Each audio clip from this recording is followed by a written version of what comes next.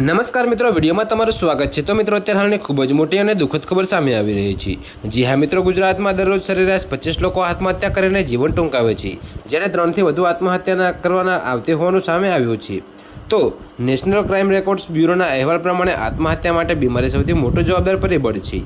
જો કે મિત્રો, બીમારીને કારણે દરરોજ સરેરાશ 5 વ્યક્તિ આત્મહત્યા કરે છે।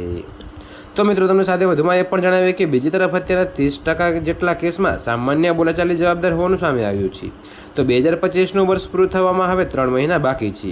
ત્યારે છેક નેશનલ ક્રાઇમ રેકોર્ડ્સ બ્યુરો દ્વારા વર્ષ 2023માં ગુજરાતમાં ગુનાખોરી આત્મહત્યાના કેસનું ચિત્ર રજૂ કરવામાં આવ્યું હતું।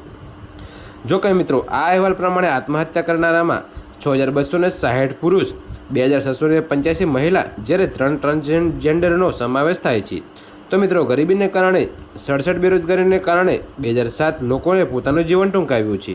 તો પ્રેમ પ્રકરણને કારણે 409 પુરુષ, 269 મહિલા, 2 ટ્રાન્સજેન્ડર્સ એમ કુલ 680 દ્વારા આત્મહત્યા કરવામાં આવી છે। જો કે મિત્રો, બીમારીમાં કેન્સરને કારણે 117 લોકોએ પોતાનું જીવન ટૂંકાવેલું છે।